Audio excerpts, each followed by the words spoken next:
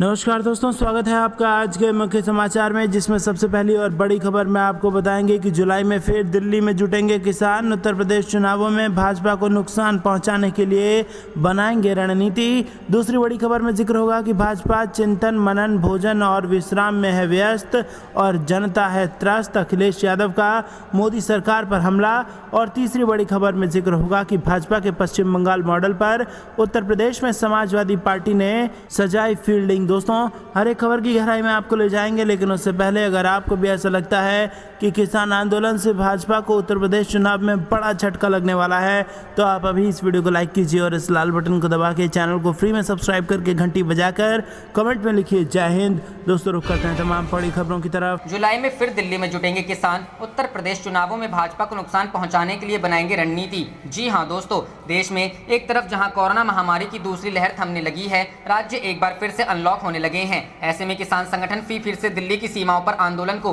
तेज करने की तैयारी में जुट गए हैं। इसी सिलसिले में देश भर में किसान 5 जून को भाजपा विधायकों और सांसदों के घर का घेराव करेंगे। वहीं कृषि कानूनों की प्रतियां जलाकर विरोध भी दर्ज करेंगे। किसानों का ये आंदोलन ऐसे समय जोर पकड़ रहा है जब पंजाब और उत्तर प्रदेश के विधानसभा चुनावों को 1 साल से भी कम समय बचा है। अमर उजाला को मिली जानकारी के अनुसार किसान संगठन पहले 5 जून को देश भर में ये आंदोलन करेंगे। इसके बाद सभी राज्यों से किसानों को दिल्ली की सीमाओं पर बुलाया जाएगा। किसान नेताओं के अनुसार हरियाणा, उत्तर प्रदेश, पंजाब, मध्य प्रदेश, छत्तीसगढ़, महाराष्ट्र समेत कई राज्यों में अनलॉक की प्रक्रियाएं शुरू हो गई हैं। दिल्ली में धीरे धीरे अनलॉक हो रही है। ऐसे में किसानों को अब दिल्ली आने में कोई परेशानी नहीं होगी, क्योंकि लॉकडाउन के कारण किसानों को दिल्ली में आने में दिक्कतें हो रही थी। अब स्थितियां धीरे धीरे सामान्य होने से आंदोलन का रास्ता भी साफ हो रहा है। बस, ट्रेन और अपने वाहनों के जरिए किसान आसानी से धरना स्थल पर पहुंच सकेंगे। किसान नेताओं के अनुसार सभी राज्यों से किसान दिल्ली कैसे आएंगे, दिल्ली की सीमाओं पर दोबारा आंदोलन कैसे खड़ा करना है और अगली रणनीति क्या हो, इन सवालों को लेकर जल्द ही सभी संगठनों की एक बैठक भी सिंघू बॉर्डर पर होगी। किसान इसलिए भी आंदोलन फिर से तेज करना चाहते हैं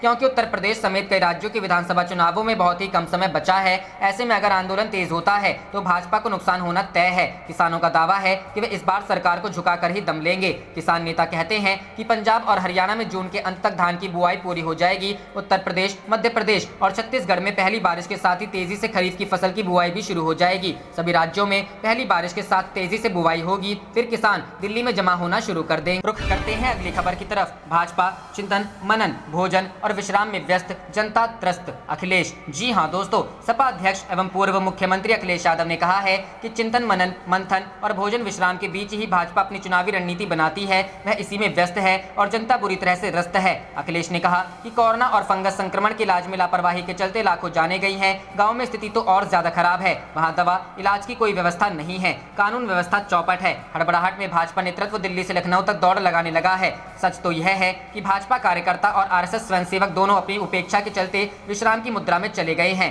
नेतृत्व उनके विद्रोही तेवरों से हैरान है। डरा सहमा भाजपा का शीर्ष नेतृत्व दिल्ली से लखनऊ तक एसी कमरों में चिंतन मनन मंथन और भोजन के साथ लगातार बैठकों में लग गया है। लेकिन हालात ये हैं कि भेजे गए दूध एक को मनाते हैं तो दूसरा रूठ जाता है। सरकार और संगठन में दरार रार पाटने के लिए ट्वीट कर किसी तरह अपना पिंड छुड़ा रहे हैं। सरकार झूठे आंकड़ों के सहारे जनता को बरगलाना चाहती है। कोरोना संक्रमित कर्मचारियों की ड्यूटी पर मौत के मामलों को छुपाकर मुआवजा देने से बचना चाहती है। अपनी नाकामी छुपाने को कोरोना मृतकों संख्या को कम बता रही है। अगर उसकी नीयत साफ है तो वह सभी मृतकों की सूची क्यों नहीं जारी करती है। भाजपा बढ़ते जनाक्रोश और किसान आंदोलन से डरी हुई है। इसी से उत्तर प्रदेश में कभी संगठन में तो कभी सरकार में फेरबदल की चर्चा छेड़ी जाती है। रुख करते हैं अगली खबर की तरफ। भाजपा के पश्चिम बंगाल मॉडल पर उत्तर प्रदेश में समाजवादी पार्टी ने सजाई फील्डिंग। जी हाँ दोस्तों, जैसे जैसे उत्तर प्रदेश में विधानसभा के चुनाव नजदीक आते जा रहे हैं, वैसे वैसे राजनीतिक दल भी सियासी मैदान में अपनी फील्डिंग मजबूत करने में लग गए हैं। समाजवादी पार्टी आने वाले चुनावों को ध्यान में रखते हुए अलग और नई रणनीति अपनाने के लिए अपने थिंक टैंक के साथ बीते कुछ दिनों में लगातार कई बैठकें कर चुकी है। जानकारी के मुताबिक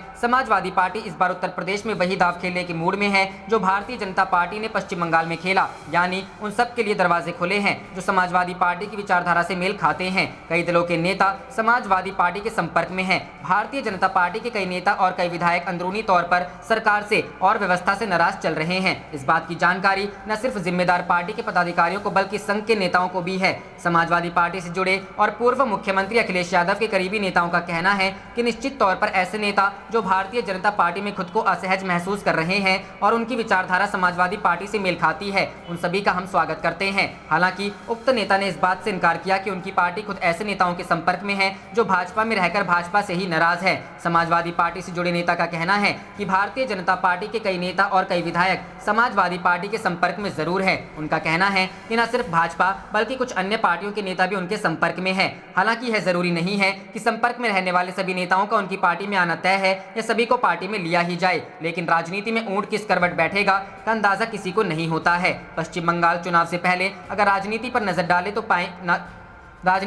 डालें तो पाएंगे कि भारतीय जनता पार्टी ने जिस तरीके से तृणमूल कांग्रेस में सेंध लगाई, उससे एक बारगी तो टीएमसी भी सकते में आ गई थी। पार्टी के बड़े बड़े कदावर और जनाधार वाले नेता भारतीय जनता पार्टी से लगातार जुड़ते जा रहे थे। भाजपा को एक बार यह तक कहना पड़ा कि अब किसी को भी अपनी पार्टी में शामिल नहीं किया जाएगा। हालांकि उसके बाद भी लगातार हर स्तर के नेताओं का भारतीय जनता पार्टी में समायोजन होता रहा। हाल के चुनाव में पश्चिम बंगाल का यह मॉडल उत्तर प्रदेश के चुनाव में समाजवादी पार्टी अपनाने की पूरी तैयारी में। रुख करते हैं अगली खबर की तरफ। भाजपा का जो हाल बंगाल में हुआ वही उत्तर प्रदेश में होगा।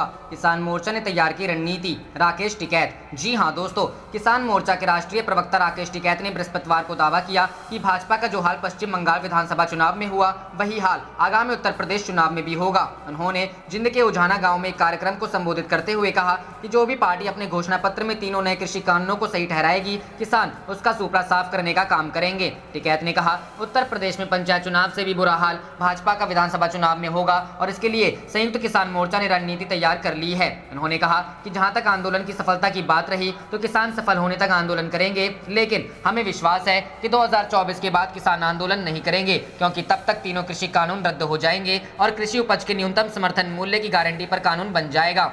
गौरतलब है कि उजाना गांव में पिछले 6 दिनों से एक किसान आग का घेरा बनाकर किसानों की मांगों को लेकर प्रदर्शन कर रहा था, जिसे मनाने संयुक्त किसान मोर्चा के सदस्य उजाना गांव में पहुंचे थे। टिकैत ने बद्दोवाल टोल प्लाजा पर प्रदर्शनकारियों को संबोधित करते हुए कहा कि हमें चुनाव के दौरान अपनी ताकत दिखानी होगी, क्योंकि उत्तर प्रदेश, पंजाब, उत्तराखंड सहित कई राज्यों में चुनाव होने वाले हैं। उन्होंने कहा कि एक और सरकार चुनाव की तैयारी करेगी, दूसरी तरफ हम सरकार को सबक सिखाने की तैयारी करेंगे। 3 कृषि कानूनों को वापस लिए जाने और फसलों पर न्यूनतम समर्थन मूल्य के लिए कानूनी गारंटी देने की मांग के साथ पंजाब, हरियाणा और देश के विभिन्न हिस्सों से आए हजारों किसान कई दिनों से राष्ट्रीय राजधानी की विभिन्न सीमाओं पर प्रदर्शन कर रहे हैं। केंद्र सरकार और किसान यूनियनों के बीच 10 से अधिक दौर की बातचीत गतिरोध खत्म करने में विफल रही। रुख करते हैं अगली खबर की तरफ। प्रियंका का केंद्र पर निशाना, वैक्सीन बजट के 35,000 करोड़ कहां खर्च किए, अंधेर वैक्सीन नीति चौपट राजा। जी हां दोस्तों, कांग्रेस महासचिव प्रियंका गांधी वाड्रा ने देश भर में वैक्सीन की कमी से टीकाकरण में आ रही दिक्कत को लेकर सरकार पर हमला करते हुए गुरुवार को कहा कि वह लगातार असलियत पर पर्दा डालने की कोशिश कर रही है,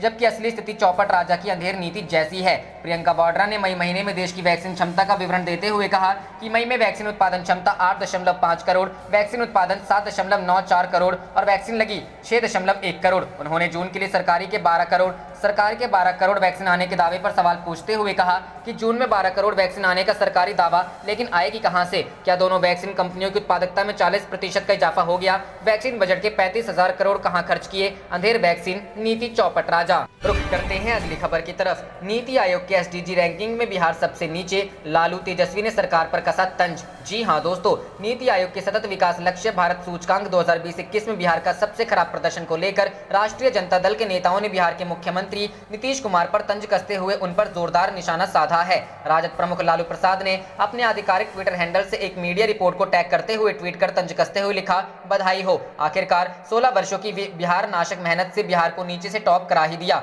इधर राजद के नेता और पूर्व उप मुख्यमंत्री तेजस्वी यादव ने भी इस आंकड़े के सार्वजनिक होने के बाद मुख्यमंत्री नीतीश कुमार पर निशाना साधा है। अपने आधिकारिक ट्विटर हैंडल से ट्वीट करते हुए तेजस्वी ने शुक्रवार को लिखा, नीतीश कुमार जी की सत्ता लोलुप, अदूरदर्शी नीतियों, गलत निर्णयों और अक्षम नेतृत्व के कारण बिहार लगातार तीसरे वर्ष भी नीति आयोग की रिपोर्ट में सबसे फिसड्डी प्रदर्शन के साथ सबसे निचले पायदान पर है। उन्होंने आगे लिखा कि भाजपा नीतीश के 16 वर्षों के कागजी विकास का सबूत सहित सही यही 4 सच्चाई व असली चेहरा है। तेजस्वी ने एक अन्य ट्वीट में कटाक्ष करते हुए लिखा, इस बेहद खराब प्रदर्शन के लिए डबल इंजन सरकार के ड्राइवर को बहुत बधाई। केरल ने भाजपा को एक भी सीट नहीं दी और उसने पहली रैंक हासिल की है। भाजपा और उसके सहयोगियों को 40 में 47 सीट देने वाला बिहार का प्रदर्शन खराब है। उल्लेखनीय है कि गुरुवार को नीति आयोग की ओर से सतत विकास लक्ष्यों के लिए सूचकांक जारी किया गया, जिसमें 75 अंक के साथ केरल सबसे ऊपर रहा, जबकि बिहार का स्थान फिसड्डी रहा। रुख करते हैं अगली खबर की तरफ। साइकिल गर्ल ज्योति से प्रियंका गांधी ने की बाद पढ़ाई का खर्च उठाएगी कांग्रेस। जी हां दोस्तों, कांग्रेस की महासचिव प्रियंका गांधी ने साइकिल गर्ल ज्योति कुमारी से फोन पर बात की है। प्रियंका ने ज्योति के पिता मोहन पासवान के असामयिक निधन पर गहरी संवेदना प्रकट की। ज्योति के अनुसार प्रियंका गांधी ने उसे पढ़ाई जारी रखने की बात कही। आप देख रहे थे आपका अपना चैनल जय हिंद जय भारत।